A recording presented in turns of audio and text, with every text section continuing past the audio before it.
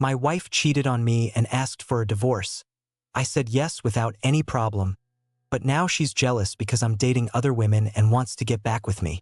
The day I signed the divorce papers, I didn't feel what everyone expected me to feel. No one understood that for me it wasn't an ending. It was a new beginning, although I had no idea where that uncertain road would lead me. My wife cheated on me, and everything collapsed overnight. Love, trust, future plans, all reduced to one lie after another. I'm not sure which was worse, discovering she'd betrayed me or the way the lie began to crumble, one piece at a time, like a house of cards. I still remember that first day of loneliness. The walls of the house seemed bigger, as if they wanted to swallow all the memories. After the storm, I was left alone on the battlefield, not knowing where to start. The house we had shared with our daughters now weighed on me like a heavy stone. Everything reminded me of her. The dining table, the couch, the picture hanging in the living room, even the sound of footsteps in the hallway. But it wasn't just the pain of the betrayal that stung. It was the feeling that I had been a spectator in my own life for years. When she left with the other man, I was left with the cold truth. Nothing would ever be the same. I decided that at least I wanted to take control of my life again. I didn't know how, but I would try. The first night without her was strange. There were no arguments, no fights, no broken promises, just a huge emptiness. But in that calm, I rarely felt relief. In the weeks that followed, I tried to fill that emptiness in many ways. I went out with friends, joined activities I had neglected because of her, and even allowed myself the luxury of not answering to anyone.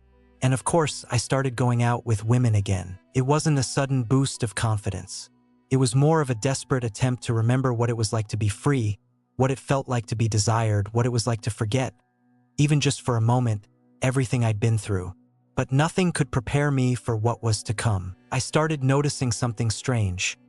My ex-wife wouldn't leave me alone. At first, I thought it was a coincidence.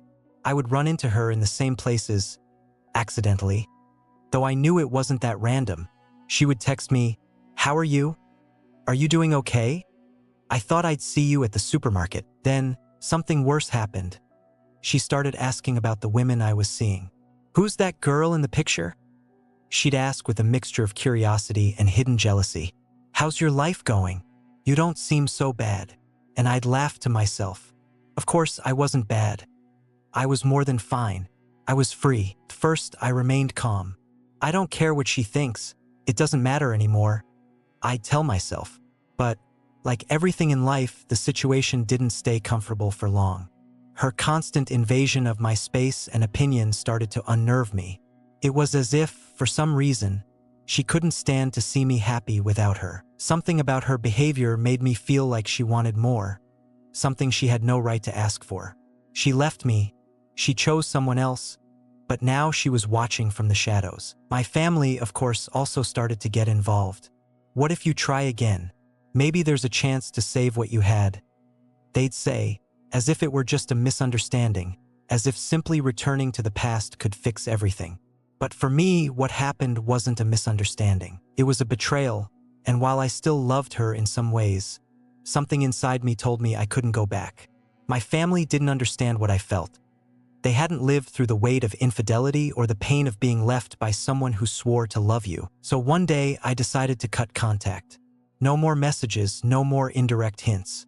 But it wasn't as easy as I thought. I realized she wasn't willing to move on without making it clear that she still wanted a place in my life.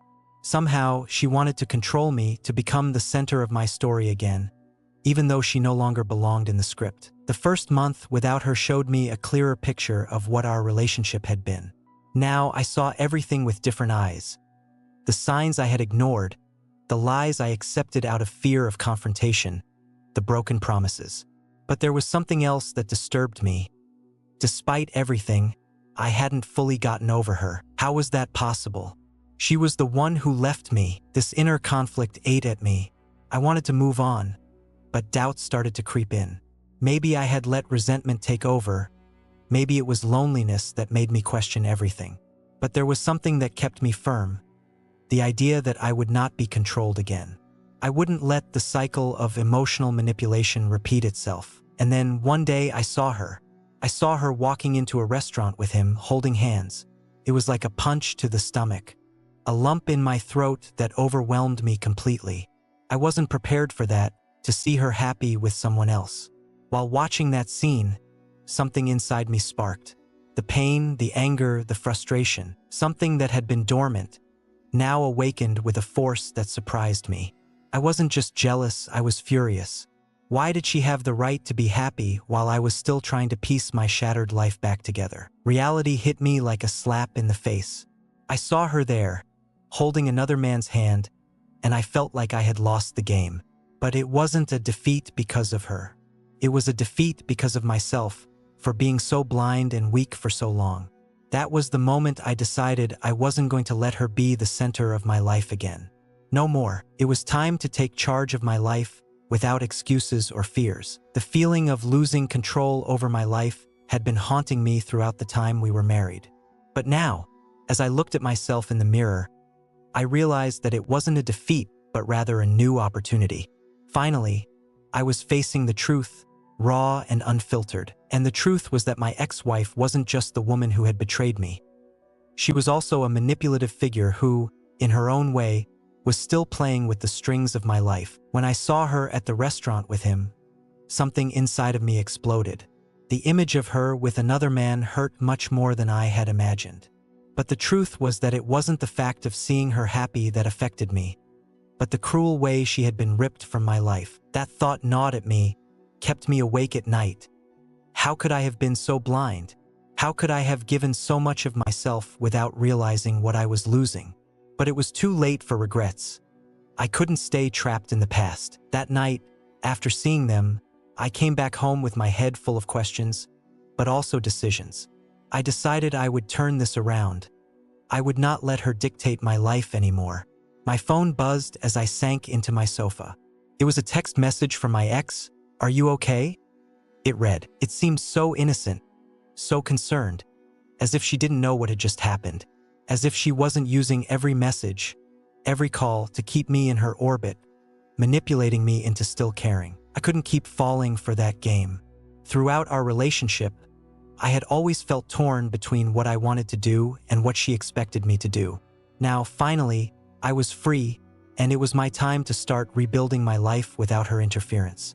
But at the same time, I felt a strange pressure. Not because I wanted to be with her again, but because I felt insecure about my own steps. I was used to living with her, thinking about her, making sure everything I did was somehow about her. Now everything was different, but that change, while liberating, was also terrifying. The phone buzzed again. This time it was a call. It was her, and for a moment I froze, not knowing whether to pick up or let it ring. What did she want now? What could she possibly say that wasn't another manipulation? I decided not to answer, but her number kept flashing on the screen. A strange feeling, almost anxiety, washed over me. Why did she keep trying to contact me? If she had made the decision to leave, why couldn't she just let my life move on? That same night, I started to notice that my ex was following me in a more subtle way. I saw her at the gym casually, just as I was finishing my workout. Her presence was as obvious as it was uncomfortable. I watched her from a distance as I changed, and saw how she tried to look discreetly, as if waiting for me to notice. Everything pointed to the fact that she was playing a game, trying to make me feel something for her again, trying to provoke me. I couldn't let that happen. First, I tried to ignore her, but I knew she wouldn't accept that so easily. For days, she tried to get closer in subtle ways, sending increasingly insistent text messages, seemingly harmless questions like, "How's everything going?" Or, "I heard you went out with someone.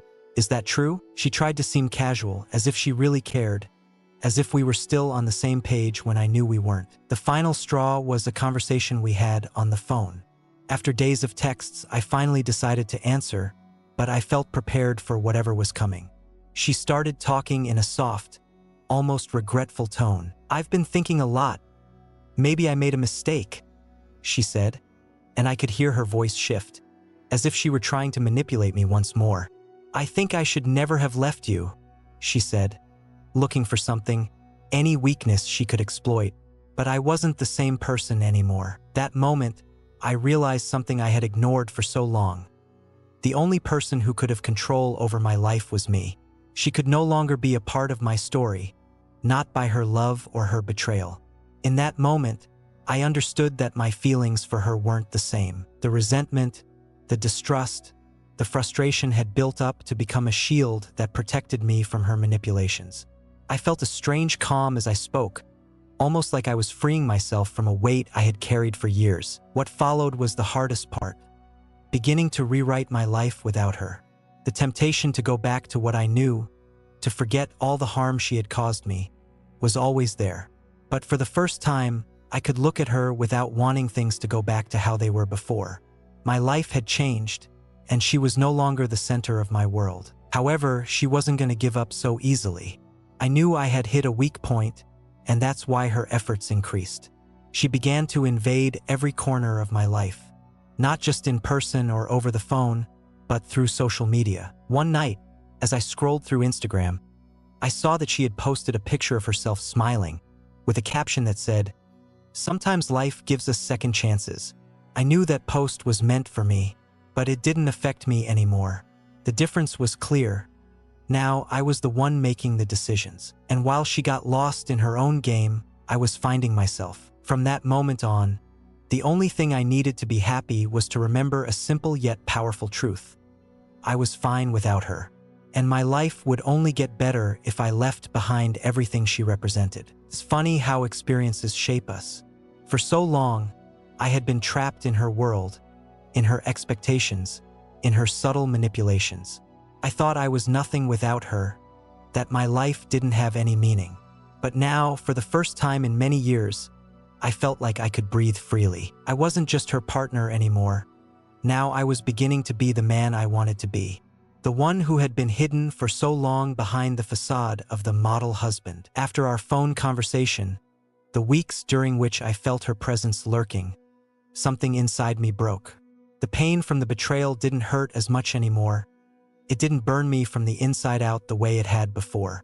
Now, what I felt was something different, something liberating.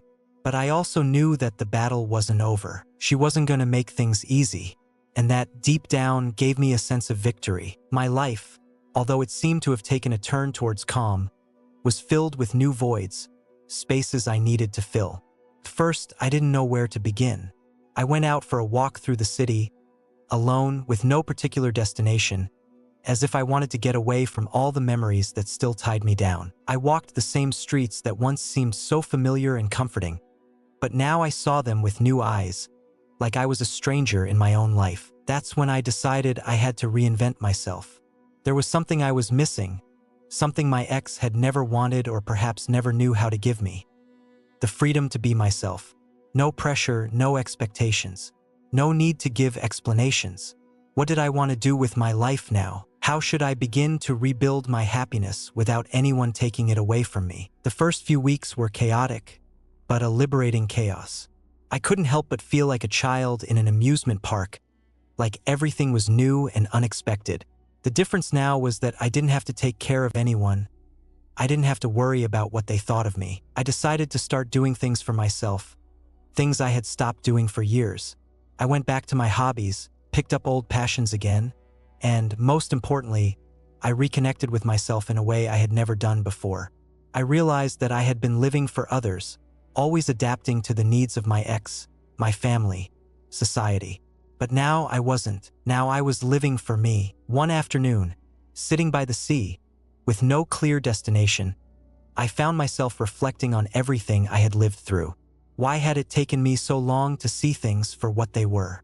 Maybe love blinds us, makes us vulnerable, makes us think people can't change. But they do. My ex had changed, and so had I, and not in the way she wanted me to change, but in the way I had learned through this experience. The freedom I now felt was comforting, but it was also filled with questions. What should I do with all this? I didn't want more conflict, I didn't want more betrayals. And, above all, I didn't want to keep living with the fear that she would come back into my life and destabilize everything. But I knew that's exactly what she would try to do, like a power game, a manipulation. She had made it clear she wanted me back by her side. But I was no longer the same. And then something changed inside me. I didn't need her anymore. That was the most liberating thing of all. Not because I hadn't loved her, but because I no longer had anything to prove to myself. I didn't need to follow her script anymore, her narrative of eternal love, of emotional dependence. I had gained something much more valuable, my independence. And when I became aware of that, I realized I couldn't let her or anyone have power over me. As the weeks passed, my ex became more persistent. I kept receiving constant messages, all with the same sweet tone, full of fake remorse. The first time I got her message in this new tone, I was a bit confused. "I miss you," she wrote. I knew what that meant. Was it sincere or just another attempt at manipulation? I decided not to reply. The temptations were many. Thinking that all I had done in our relationship hadn't been worth it, that the promises we once shared had vanished into thin air, hurt me. But at the same time, it brought me peace. I knew I wasn't the same person anymore, and I also knew that if I ever decided to try again, it would have to be because my heart truly wanted it, not because she manipulated me. I started going out, meeting new people. Sometimes it felt strange, like I was jumping from one extreme to another. But I also felt like I was beginning to live for the first time. It was through these experiences that I began to understand what I had been missing. In my old life, I had been so caught up in other people's expectations that I hadn't had space for myself. Now I had the chance to do things for me, to choose what I wanted for my future. And while I knew the traces of the previous relationship would stay with me for some time, something inside me changed irreversibly. For the first time, I was taking control of my life. Without fear, without doubts, only with the certainty that this new beginning was my chance to do things right. To be happy without looking back. And with that, I felt like I was completing the circle. Days went by, and while my life was beginning to feel a little more peaceful, something kept bothering me. It wasn't her presence or the countless ignored calls. What really unsettled me was how my ex-wife was behaving. If before, our relationship had been a game of power and control, now something had shifted. She was becoming more persistent, almost desperate. One day, I received one of her letters in the mail, an envelope that, just by looking at it, stirred a mixture of anger and sadness in me. It had been a couple of days before I decided to open it, as if a part of me was trying to delay the inevitable. And when I did, I found something that, in a way, surprised me, but not entirely. Her words were a blend of forced regret and a quiet declaration of war. The content of the letter wasn't as direct as I might have hoped. In fact, it didn't even say "I love you," or anything that might have carried the slightest hint of sincerity. What it held were veiled accusations masked as well wishes. She wrote that I was wrong for not wanting to get back with her, that I had made a terrible mistake, that she missed me, and that the girls missed me too. It felt so fake that I could almost smell the manipulation from the first line. "I've realized everything I put you through, how much I made you suffer, and now I want to make it right," she wrote. How could she, after everything that had happened, have the audacity to write such an outright hypocritical thing? But the worst part came at the end, where, like a blow below the belt, she mentioned something that made my blood boil. "Your brother told me you've been seeing several women. I think you've forgotten what it means to have a family, what we are. Is this the life you want? Are these the women you want our daughters to see as examples?" That's when I lost it completely. My brother, the one who was always at the center of family tensions. My brother, who never took a firm stance on anything, but was always there to badmouth me whenever he could. He, who had never spoken up during any argument, now seemed to have an opinion on my personal life, picking a side and worse, doing so in the cruelest way possible. What my ex didn't know was that this letter, far from making me feel guilty, only pushed me further to take action. From that moment on, I decided that if she thought she could manipulate me with her emotions and empty words, she was gravely mistaken. In fact, I realized something even more revealing. She didn't miss me, she didn't love me, she didn't want to come back because of love. She wanted to come back for control. She wasn't looking for a sincere reconciliation. She was looking for revenge. And that's when I realized how big of a mistake it was to separate from her so quickly. First, everything seemed fine. She asked for the divorce, told me she wasn't happy, and made it clear that she didn't love me anymore. That's when, after signing the papers, I decided that it wasn't worth staying in an empty relationship. But what I hadn't anticipated was that her desire for revenge could go this far. Deep down, I understood that now I was at a crossroads. I had to decide how to face the storm that was coming. I was no longer the same man I was before. I wasn't willing to follow the script she had written, nor was I willing to stay a spectator while she took the little piece I had left. My dates with other women began to have the opposite effect of what I expected. I thought, in the end, she'd leave me alone, that seeing me move on and relax would be enough for her to back off. But no. Every time I told her I wasn't interested in getting back together, she took it as a challenge. Suddenly, my dates became a battlefield. I was trying to heal, to rebuild my life, but she kept attacking me with her poisonous comments, her influence over my family, and even with the unexpected visits from my mother, who, as usual, played the role of mediator. Then came the real test: jealousy. Jealousy was the only crack in her facade that showed her vulnerability, her fear of losing control. Even though she no longer needed me in the same way, something inside her couldn't accept it. Something inside her made her feel that if she couldn't have me, then no one else would. That obsession, like a virus, invaded her completely, and she started moving in the shadows, willing to use anything at her disposal to make me hers again. But I wasn't the same. I had gained something far more powerful than all of that: control over my own life. I wasn't about to give that power up to her or anyone else. So when she showed up once more, with her fake worried face and pleading tone, I knew that the real battle was just beginning. It was no longer about love or resentment. It was about reclaiming what had always been mine: my dignity and my freedom. Even though I had promised myself that I wouldn't fall for her emotional games again, her latest move made me waver. One day, she just showed up at the house unannounced, as if nothing had ever happened, as if the scars from the past could simply be erased with a smile. I didn't even call before opening the door. I just saw her, standing there, with that look of false concern, as if she wanted everything to go back to how it was before. "How are you?" she asked, as calm as ever, as if she truly cared. Something in her tone bothered me, that fake politeness. The whole time, I kept wondering why she was doing this, why she still hadn't accepted the separation, why she insisted on playing with everyone's emotions around her. But I didn't say anything. I just looked at her, and she, as if what she had done wasn't enough, started with the same old strategy: guilt. That way she had of making me feel like I was the only one responsible for everything wrong in our relationship. "I told you, didn't I? You've always put me second. Everything I did for you, for your family, and look how you repay me. You don't even care about what's happening with the girls. You've become a stranger to them." Those words, laden with reproach, almost made me lose control. But I knew I couldn't. I knew that everything she said was pure manipulation, an attempt to make me feel responsible for her personal failure. My oldest daughter barely spoke to me. My youngest daughter, for some reason, didn't even remember me, and I felt a pain so deep it was hard to breathe. But now I couldn't let myself be dragged in again. She had already made her choice. She left me. She preferred her own world over ours, and no matter how much she tried to manipulate me with her fake sadness, I couldn't give in anymore. "I've had enough, Laura," I said, more firmly than I expected. It was like an electric shock. I had never spoken to her like that before, but I felt it.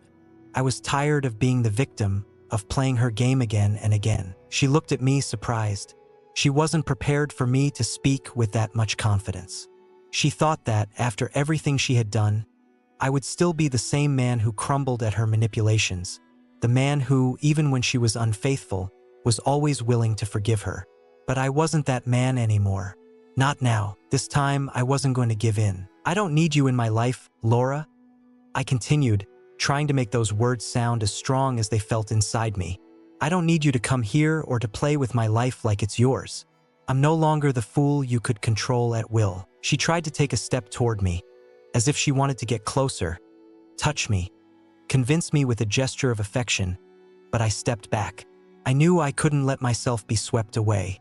It was an act of resistance, of survival. It was clear that her goal was to restore control, and I couldn't let that happen. I didn't care if she hated me or thought I wasn't enough. I had been in her shadow for too long, and now it was time to take control of my own life. "That's not what I want. Don't you get it?" she said with misty eyes, almost like she was about to cry. But, as always, her tears meant nothing. Not anymore. I couldn't believe what I was seeing. She, so confident in the past, so used to getting what she wanted, was now standing there on her knees, begging for attention, begging me to give her another chance.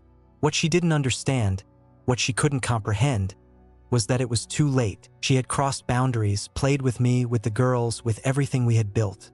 And I had paid the price. Suddenly, I thought of everything I had suffered over the years. The infidelities, the lies, the constant guilt, the moments when I felt less than a man. I thought of the dark days, when the tears fell and there was nothing I could do. I thought of how I had let myself be manipulated by her charm, by her ability to convince me that I was the one who had failed, when in reality, she was the one destroying herself. The worst mistake of all was that I had allowed it. But not anymore. I'm done, Laura. I'm not the man who's going to crumble for you anymore. I'm not the one who's going to forgive you every time you destroy what's left. This time, I'm the one who gets the final say. And you're not going to stomp on me again. My words echoed through the house, clear, firm, like never before. Then, I saw the change in her face. There were no more tears, no more sadness, just a silent fury. She didn't know what to do. She didn't know how to react. But something inside me told me that I had made the right decision. She had made her choices, and I had, at last, made mine. My heart was pounding in my chest, but not from fear, from a new sense of freedom. I was no longer trapped in her game. I was no longer her prisoner. Now I was alone, but for the first time, I felt completely free. The silence between us was deafening, but I knew it didn't matter anymore. I had gained something far more important than her approval or her love.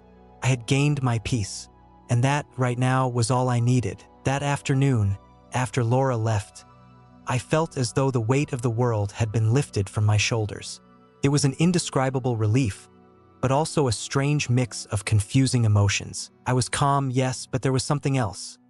A deep void, a sensation of starting from scratch, but in a weird way, as if everything I had lived up until that point had not been in vain. For years, I had been trapped in a cycle of love, suffering, and forgiveness.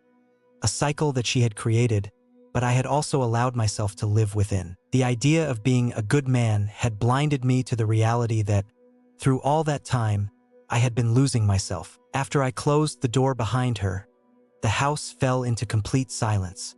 There were no more shouting, no more arguments, no more empty promises. Just the sound of the clock ticking, as if everything had paused for a moment. I was there, in my house, with freedom finally within my reach. And that was what scared me a little. It's not easy to leave behind everything you know, even when everything you've known has been tearing you apart. I sat on the couch, staring at the empty walls. The house, which had once been filled with noise, now felt like a cavern of echoes. Somehow, I felt more alone than ever, but also stronger, more certain of what I had just done. The first few days were a whirlwind of emotions. I felt this intense urge to fill the emptiness Laura had left, to find some way to make it all make sense.